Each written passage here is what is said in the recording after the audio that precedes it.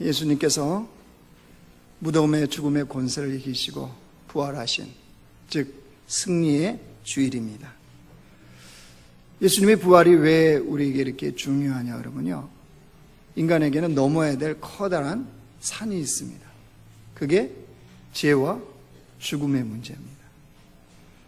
죄와 죽음의 문제를 해결하지 않고는 그 어떤 것도 인간을 행복하게 할 수가 없습니다. 그 어떤 것도 인간을 참된 복으로 이끌 수가 없다는 사실입니다. 왜냐하면 죄와 죽음의 문제로 인하여서 어떤 것을 이루어 놔도 사망, 죽음으로 끝나면 다 물거품이 되어버리기 때문입니다. 그래서 죽음으로 끝나는 이거를 해결하지 않고는 인간에게는 그 어떤 것도 행복이 되어줄 수가 없습니다. 근데 놀라운 일이 벌어졌습니다. 하나님의 아들 예수님께서 이 땅에 오셔서 십자가를 지고 우리를 대신해서, 우리의 죄를 대신해서 십자가에 죽으셨습니다. 즉 대속의 은혜를 베푸신 겁니다. 그리고 그 무덤 속에서 주님은 다시 살아나셨습니다.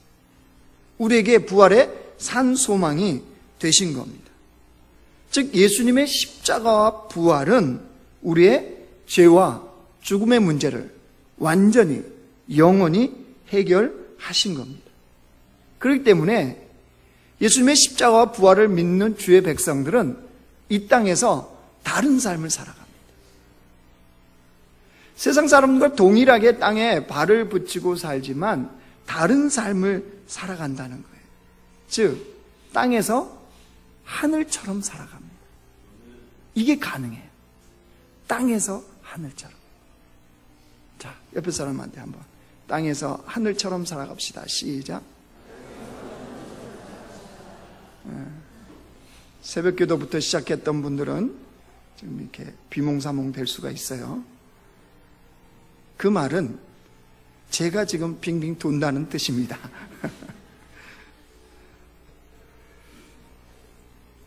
여러분, 부활의 소망으로 살아가는 자들은요, 그래서 이제는 다른 삶, 땅에서 하늘처럼 살아간다는 것은 하나님의 능력으로 살아간다는 거예요.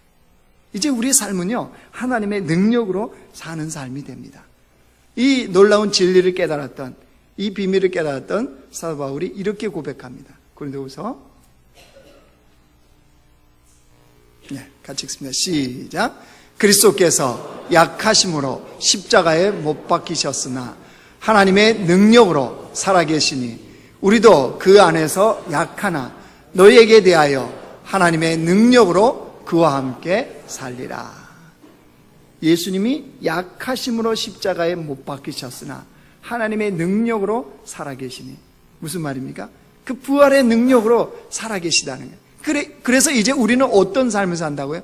그 예수님과 함께 하나님의 능력으로 사는 삶이라는 거예요. 부활의 산 소망은 다른 게 아닙니다. 그 예수님과 함께 능력된 삶을 함께 주님 안에서 살아가는 겁니다. 설교를 준비하면서 2012년도 3월 달에 하나님의 부르심을 받고 천국에 먼저 간 이민아 목사님이 생각났습니다. 이민아 목사님. 이민아 목사님은요, 인생의 막바지에서, 그 끝자락에서 사람들에게 엄청난 영향력과 은혜를 끼쳤던 그런 목사님입니다. 인생에 여러 가지 위기가 있었습니다. 질병도 있었어요. 이런 것을 다 딛고 일어섰지만요, 인생의 그 막바지에는 위암, 말기암 환자였습니다. 위암 말기였어요. 그런데도 그녀의 고백은 뭐냐 그러면, 땅에 발을 붙이고 있지만 하늘처럼 살아간다. 그래서 자기 안에는 암이 퍼지고 있고 생명이 점점 꺼져가고 있지만 하나님 나라의 의와 기쁨과 평강이 넘쳐난다는 거예요. 육적인 생명은 점점 꺼져가고 있는데 하나님 나라의 의와 기쁨과 평강은 자기 안에 넘친다는 거예요. 그러면서 뭐라고 고백하느냐? 지금의 이 위암도 하나님께서 능히 고치실 수 있는 분이시지만, 하지만 혹시라도 하나님이 어떤 이유에서든지 고치지 아니하시고 내가 죽는다 할지라도 예수님을 믿는 자는 죽어도 살겠고 살아서 믿는 자는 영원히 죽지 아니하리라. 이 하나님의 말씀을 자기는 믿는다는 거예요. 이게 무슨 의미냐? 예수를 믿는 자는 죽어도 살고 살아서 믿는 자는 영원히 죽지 않는다는 이 말씀은 이미 죽음이 그 권세를 잃게 만든다는 거예요. 죽음이 권세를 잃어버린다. 그럼 무슨 말입니까? 그래서 자기는 이 말씀을 믿기 때문에 더 이상 죽음이 두렵지 않다는 거예요. 왜요? 죽음의 권세를 이겨버렸잖아요. 누가? 주님께서요. 그래서 예수님의 십자가의 그 대속의 은혜, 그 부활은 우리의 생각 속에 그냥 믿는 게 아닙니다. 이거는 실제라는 거예요, 실제. 그래서 매일 그녀는요, 매일매일 땅에서 하나님의 나라를 자기가 누리고 있다. 이 고백을 합니다. 그래서 유한 말기로 한국에 와서요, 여러 집회들을 했어요. 집회를 했는데 집회하는 그 교회들마다, 성도들마다 그녀로부터 엄청난 하나님의 위로와 은혜와 소망을 얻었어요. 삶에 막바지인데 몸은 점점점 파리해 가는데 더 놀라운 거는 그녀가 그런 삶을 살아가는 것을 가만히 지켜보던 사람이 있습니다. 그녀가 태어나면서부터 하나님 앞에 숨을 거두고 주님께로 가는 것까지 다 모든 것을 지켜보던 한 사람이 있었습니다. 그녀의 아버지입니다. 결코 예수를 믿을 것 같지 않았던 그녀의 아버지가 예수님께 무릎을 꿇습니다. 그녀의 아버지가 이어령 씨입니다. 이어령 씨. 무슨 말을 하려고 그러느냐? 부활의 주를 믿는 주의 백성들은 얼마든지 땅에서도 하늘처럼 사는 것이 가능해요. 왜요? 하나님의 능력으로 사니까요. 그러면 도대체 어떤 삶을 구체적으로 우리가 살아갈 수 있는지 오늘 말씀을 통해서 우리가 깨닫고 우리 삶에 적용하기를 원합니다. 중고등부 할렐루야? 아니 중고등부 졸려요? 아니죠. 저 옆에서는 목사님 재밌게 하지만 우리는 이렇게 예배해. 오늘 본문 말씀은요, 꿈쟁이 요셉의 아버지 야곱이 죽은 후에 바로 일어난 사건입니다. 우리 요셉은 알잖아요. 배다른 형들, 어머니가 다른 형들에 의해서 애굽의 노예로 팔려갑니다. 그런데 애굽의 노예로 팔려간 요셉의 인생을 성경은 어떻게 기록하냐? 형통했대요. 형통. 여러분 이해가 되나요? 도대체 뭐가 형통이냐면, 아니 채색을 입고 잘 살고 있는 삶에서 애굽의 노예로 전락했는데 그게 뭐가 형통입니까? 노예로 열심히 일했더니 감옥에다 딱 가두어 버렸네. 죄수가 돼버렸습니다. 이게 뭐가 형통입니까? 여러분 형통이라면 노예일 때 해방돼야 형통 아닙니까? 죄수일 때 감옥에서 나와야 되는 것이 형통 아닌가요? 그런데 성경은 그의 삶이 형통했대요. 그럼 뭐가 도대체 형통하냔 말이에요. 요셉의 삶에 형통이라는 게 도대체 뭐겠습니까? 형통은 하나님의 부르심으로 하나님의 자녀가 된 것이 형통입니다. 아멘? 하나님의 부르심을 받아서 하나님의 자녀가 된 것이 형통이에요. 하나님의 자녀가 되어서 하나님께서 그의 삶에 함께 하시는 임마누엘이 형통이에요. 요셉이 이런 형통의 복을 받았다는 거예요. 그러자 어떤 눈에 보이는 일이 벌어집니까? 보디발 장군의 집이 복을 받습니다. 요셉이 가는 곳곳에 하나님의 복이 임합니다. 마침내 그 요셉을 하나님의 애굽의 총리로 주님은 세우시죠. 그러고 나서 요셉의 형통으로 요셉 가족들이요 다시 만나요. 어디에서요? 애굽에서. 그리고 요셉의 가족들이 애굽에서 17년 동안 함께 생활을 합니다. 그러니까 만나고 17년이 지금 지난 거예요. 17년이 지난 시점에 어떤 일이 벌어지느냐? 요셉의 아버지 야곱이 죽습니다. 아버지 야곱이 죽으니까 요셉의 형들이요 엄청난 두려움과 염려 속에 이제 붙들리게 됩니다. 15절 보세요. 15절 우리 같이 읽습니다. 시작. 요셉의 형제들이 그들의 아버지가 죽었음을 보고 말하되 요셉이 혹시 우리를 미워하여 우리가 그에게 행한 모든 악을 다 갚지나 아니할까 하고. 왜 두려웠을까요? 너희들이 한 일을 나는 알고 있다 이거잖아요. 그렇죠? 요셉의 형들이 과거에 요셉에게 행했던 악행이 있잖아요. 악행. 그동안 그 악행이 자신의 아버지 야곱이 방패막이가 되어줬다고 생각했어요. 왜냐하면 요셉이 아버지 야곱을 굉장히 좋아하거든요. 또 야곱도 아들 요셉을 굉장히 좋아했습니다. 그래서 그런 아버지가 이 자신들의 방패막이가 되어줬다고 생각했는데 아버지가 죽었어요. 그러니까 이제 형들의 생각에 어떤 생각이 떠오르는 거예요? 드디어 이제 요셉이 과거에 자신들이 저질렀던 죄에 대해서 이제 안갚음을 하겠구나. 이게 이제 두려운 거죠. 그래서 요셉의 형들이 어떻게 했나요? 말을 맞췄어요. 말을. 입을 맞춘 거예요. 서로. 어떻게 하자고요? 이렇게 하자고요. 여러분 16절부터 보세요. 요셉에게 말을 전하여 이르되 당신의 아버지가 돌아가시기 전에 명령하여 이르시기를 너희 이같이 요셉에게 이르라.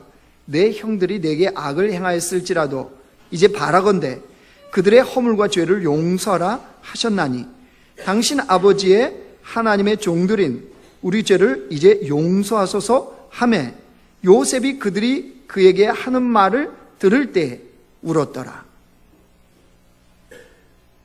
아버지 야곱이 돌아가시기 전에 뭘 말했다는 거예요?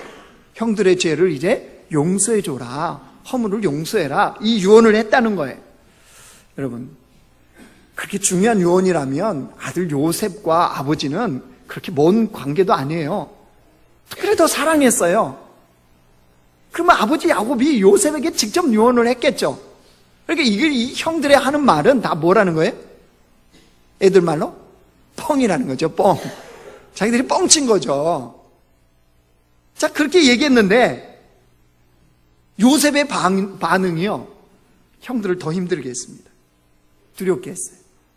뭐 했다고 그랬어요? 그 얘기를 듣고 요셉이 뭐 했다고 그랬습니까? 17절에 울었더라 그랬잖아요. 울었다. 여러분, 일반적인 상식으로 용서를 구하는 자가 울어야 됩니까? 아니면 용서해 줘야 될 사람이 울어야 됩니까? 그렇죠. 용서를 구해야 되는 자가 울어야 되잖아요. 근데 누가 울고 있어요 지금? 요셉이 울고 있어요.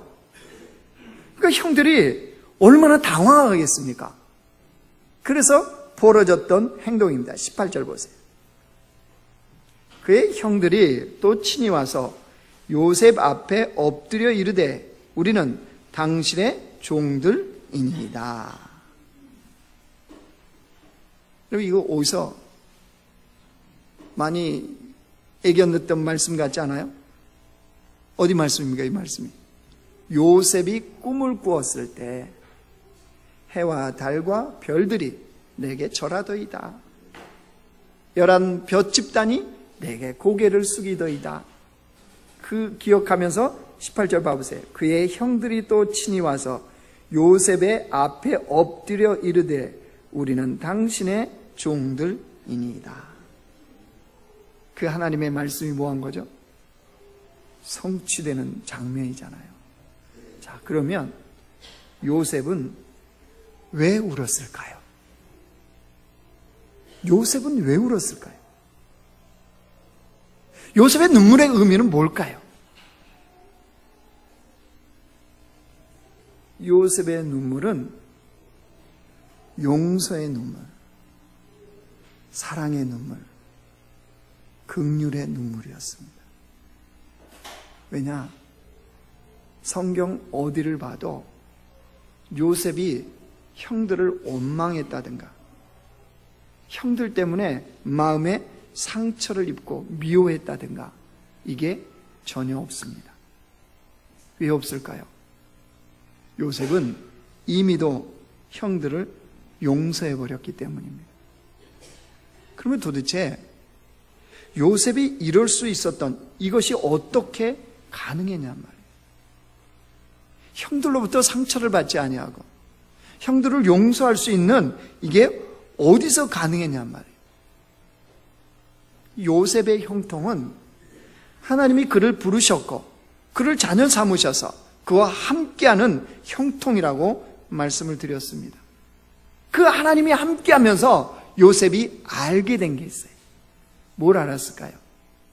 요셉은 자신의 인생의 어떤 고난도 어떤 과거도 자신을 묵도록 허락하지 않아야 된다는 사실을 알게 된 거예요.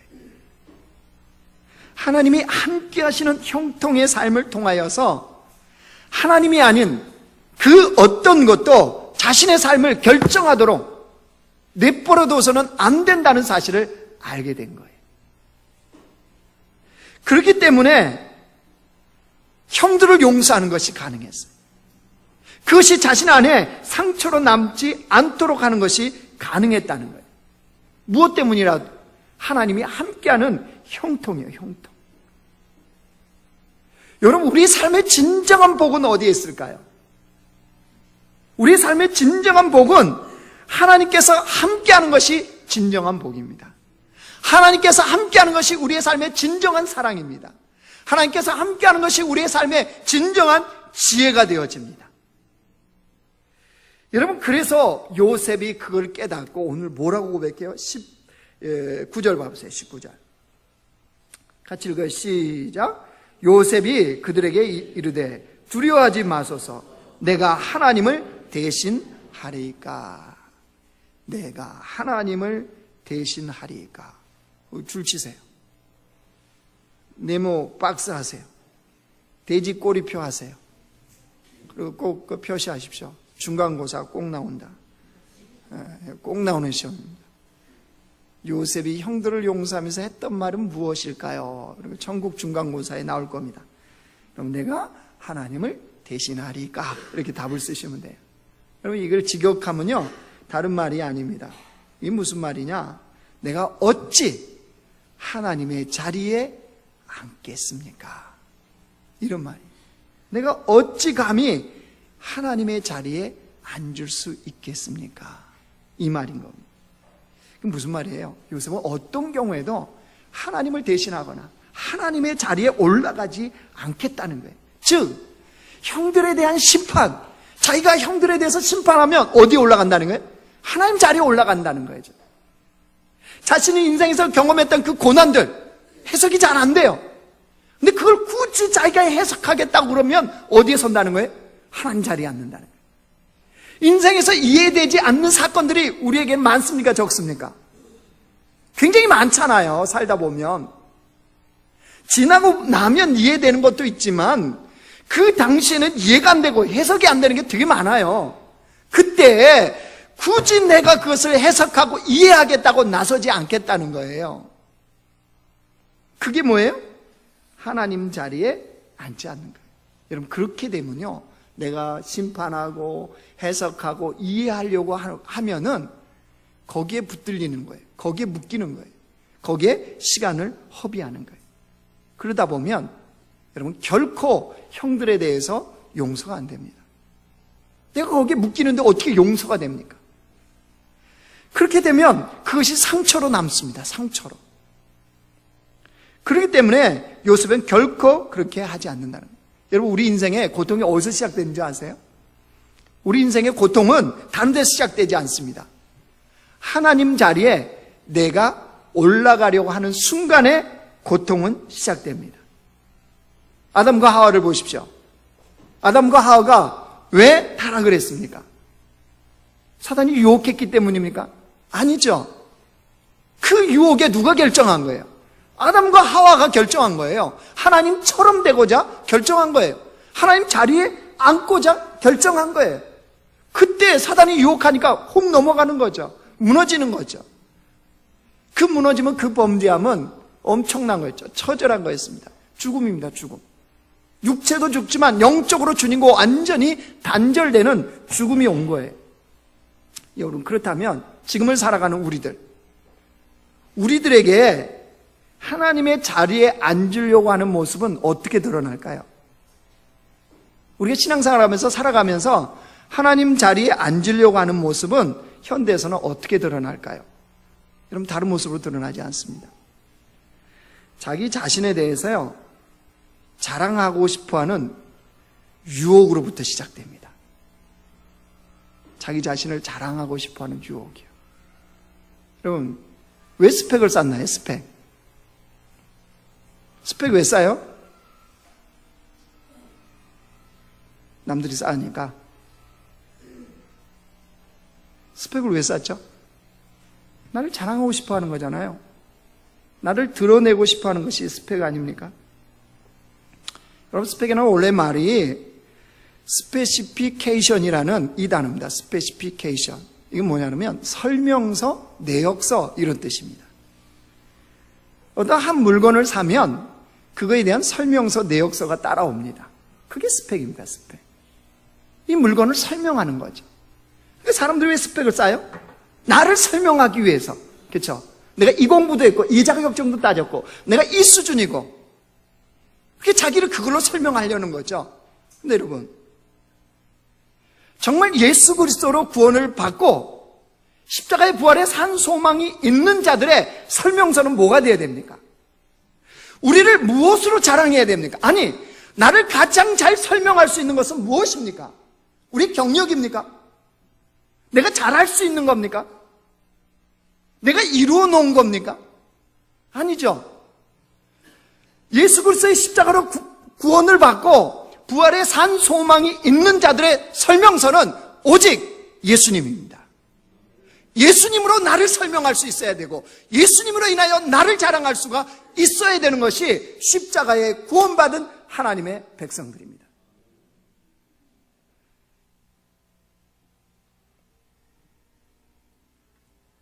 왜냐하면 우리는 예수님이 계셔야 살아갈 수 있고 예수님이 계셔야 존재가 가능한 자이기 때문입니다. 근데 우리의 죄의 본성은 자꾸 뭐합니까? 우리를 자랑하고 싶어하고 드러내고 싶어. 예수님이 아닌 다른 것으로 나를 드러내고 싶어하고 나를 포장하려고 하는 것이 우리의 모습이죠. 요셉처럼 국무총리의 자리에 앉았다. 여러분, 형들은 어떻게 할까요? 우리 중고등 친구들, 여러분 국무총리가 됐어요. 형들이 여러분한테 이렇게 했어요. 어떻게 할까요? 당장에